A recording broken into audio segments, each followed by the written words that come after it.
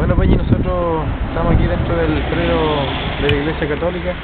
Hay 25 Peñi adentro, hay mujeres, niños. Y bueno, estamos reclamando el territorio que vino a usurpar la Iglesia Católica en este momento. Y pensamos que quizás como Iglesia Católica van a tener algún punto de vista humanitario ante el tema, pero no fue así. El cura pidió el desalojo de inmediato. Y estamos esperando el desalojo y ver cómo viene Carabineros. Carabineros de hecho siempre viene, nos viene a decir por favor salgan del lugar, nos viene a reprimir como lo hizo con el Peñi que está hoy día entre la vida y la muerte. Pero estamos fuertes que hoy día íbamos a recibir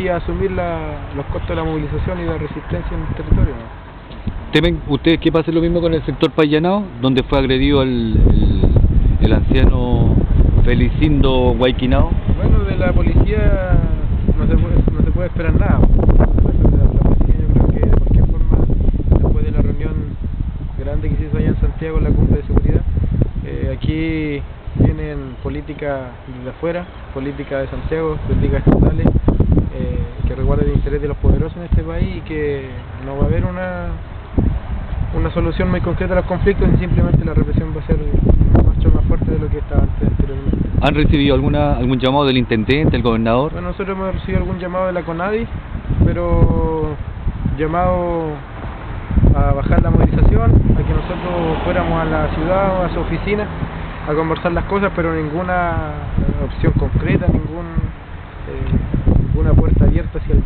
diálogo que ellos están diciendo siempre, recalcando. A ti como autoridad ancestral mapuche, como Machi, ¿qué te parece la visita del fiscal Peña? Bueno, aquí la visita del fiscal Peña se sabe que viene un fiscal que viene de la mano con Gispeter, en donde viene del tema de los montajes por el caso Bomba, y ahora yo creo que se va a preparar un gran montaje para el tema de los territorios que están hoy día en resistencia del pueblo mapuche, del Gualmapu.